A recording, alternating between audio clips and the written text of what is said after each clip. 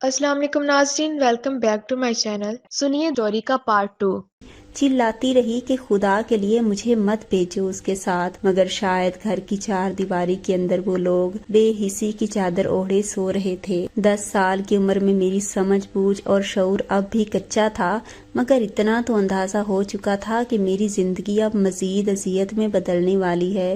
मेरे सामने एक ऐसा जहन्नुम खड़ा है जिसमें मेरा जिस्म और झिलसेगा, रूह घायल हो जाएगी। वो गाड़ी एक कॉटेज के सामने रुकी थी, एक लकड़ी की बनी हुई कॉटेज जिसके इर्द गिर्द बिल्कुल वीराना था और दूर दूर तक किसी जी रूह का नामो निशान तक न था। वो शख्स जो कि 50 साल के लगभग था और मेरा खरीदार था, उसने मुझे बाजू से पकड़कर गाड़ी से निकाला और उसके अंदर लेकर चला गया। मुर्गी के से डरबे की मानीद इस कॉटेज में एक कमरा था जिस पर एक पलंग रखा हुआ था। कमरे से मुंसलिक एक छोटा सा किचन था, बल्कि किचन तो मैं आपको समझाने के लिए कह रही हूँ, असल में तो वो एक तंग सी राहदारी थी जिसमें 2 स्लेबें लगाकर इनको किचन किसी शक्ल दी गई थी। कमरे की दूसरी जानिब एक बाथरूम था। इसमें पलंग पर मुझे बिठा दिया और मेरी चादर उतार कर एक साइड पर फेंक दी। मैं किसी मछली की तरह तड़प रही थी और आने वाली सूरत हाल से मेरे जिस्म में कपकपी सी तारी होने लगी। वो मेरे सामने बैठ गया और बड़े गौर से मुझे देखने लगा। उसने गोल टोपी पहन रखी थी और उसकी सफेद रंगत थी, मगर उसके चेहरे की सफाकी बता रही थी कि वो जालिम इंसान है। वो मुझे ऐसे टटोलने लगा जैसे खरीदार चीज को खरीदने के बाद उसको हर तरह से देखते हैं कि कोई नक्स तो नहीं है।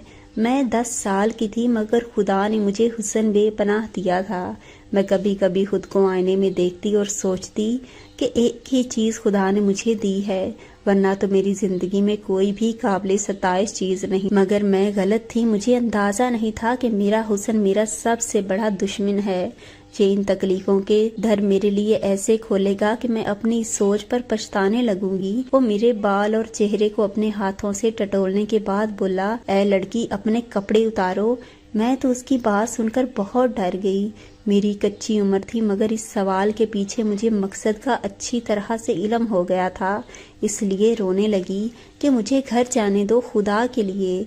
मैं उसके सामने हाथ जोड़कर गिड़गिड़ाने लगी थी, मगर वो खबासत से मुस्कुराया, बोला कि तेरे घर वालों ने तुझे मेरे हाथों बेच दिया है, पूरे 50 लाख भर कर आया हूँ। अब तो तू वैसे ही करेगी जैसे हम तुझे करने को बोलेगा।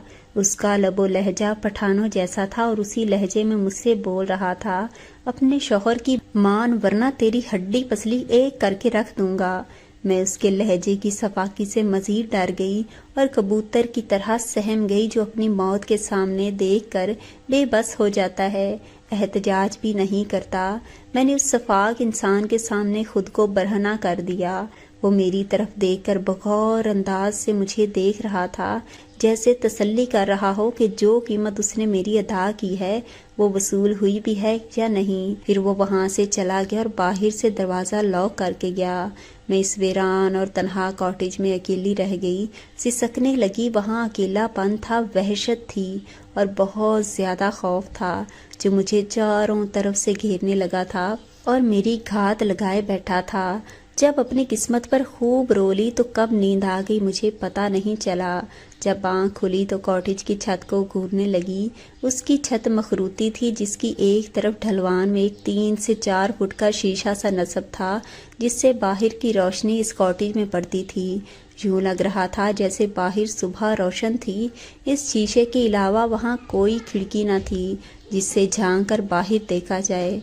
बाहर की समत बस एक ही दरवाजा था जिसे वो बाहर से बंद करके गया था। मुझे अपने घर की बेपनाह याद सताने लगी थी। बेशक उस घर ने मुझे कोई खुशी नहीं दी थी, मगर वहां इस तरह वीरानी और तन्हाई का खौफ न था। मेरी आंखें रो रो कर सूज चुकी थीं। मैं हलकान हो गई थी, मगर आंसू पूछने वाला कोई नहीं था। मैं बमुश्किल बिस्तर से उठी थी। भूख का एहसास शिद्दत से होने लगा था। न जाने मैंने आखिरी बार खाना कब खाया था। मैं कमरे से मुंसलिक किचन में चली आई। छोटे से किचन में खाने पीने का सारा सामान पड़ा था। فریج کھول کر دیکھی تو میں حیران رہ گئی۔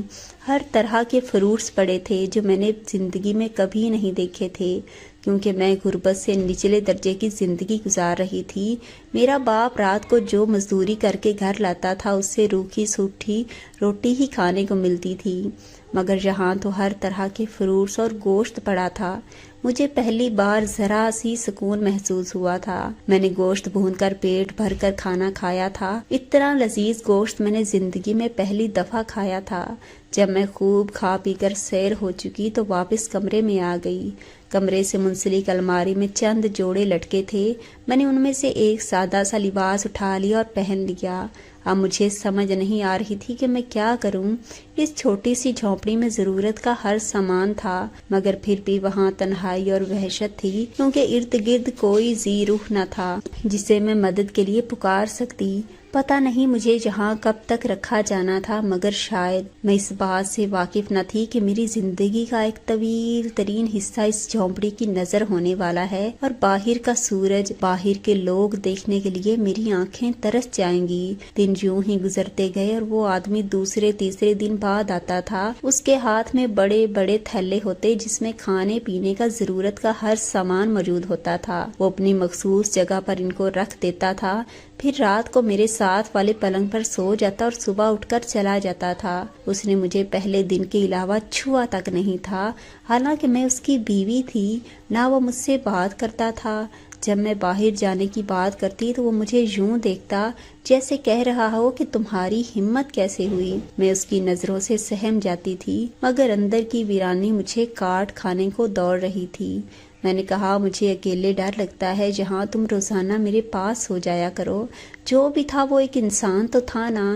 میں اس کی سنگت میں خوف زدہ تو نہیں ہو سکتی تھی، مگر اس کا مقصد صرف مجھے پالنا تھا۔ شاید لگتا تھا جیسے وہ کسی خاص مقصد کے لیے مجھے اچھی خوراک کھلا رہا تھا جس سے میں ناواقف۔ بالآخر ایک دن وہ ایک اور بے بس لڑکی کو بھی اس کاٹیج میں لے آیا جو شاید میری ہی طرح کم عمر اور حالات کی ستائی ہوئی تھی۔ اس کے بعد وہ ہر دوسرے تیسرے ماہ بعد ایک لڑکی لے آتا، اور اب ہم 4 لڑکیاں اس کاٹیج میں رہ رہی تھیں۔ اب تنہائی نہ تھی، کھانے پینے کی کوئی کمی نہ تھی، مگر پھر بھی ہم باہر کی دنیا دیکھنا چاہتی تھیں، کیونکہ یہاں رہتے ہوئے ہمیں 4 سال کا عرصہ ہو چکا تھا۔ آپ کو شاید یہ مذاق لگے گا، مگر یہ مذاق نہ تھا۔ ہم نے ان سالوں میں سورج تک نہیں دیکھا تھا، بس کاٹیج کے شیشے سے جو روشنی چھن سی اندر آتی تھی، اس کے علاوہ ہم نے باہر کی روشنی نہیں دیکھی تھی۔ ہم جوان ہو چکی تھیں۔ میں 15 سال کی عمر میں ہی جوان ہو گئی تھی، کیونکہ وہ شخص جو ہم سب کا مشترکہ شوہر تھا ہر ہفتے ہمیں ایک انجیکشن لگاتا تھا، جس کے نتیجے میں ہمارے جسم کے مخصوص حصے بھرے بھرے سے لگنے لگے تھے اور ہم وقت سے پہلے ہی بڑی بڑی لگنے لگی تھیں۔ ناظرین، اس سٹوری کا بقیہ حصہ سننے کے لیے واچ کریں پارٹ 3۔ امید ہے آپ کو ہماری آج کی سٹوری پسند آئی ہوگی۔ ہماری ہر آنے والی نئی ویڈیو کو سننے کے لیے ہمارے چینل کو سبسکرائب کر لیں اور بیل آئیکن کو پریس کر دیں۔ ہماری ویڈیو کو لائک اور شیئر کر دیں۔ اسی کے ساتھ دیں مجھے اجازت۔ اللہ حافظ۔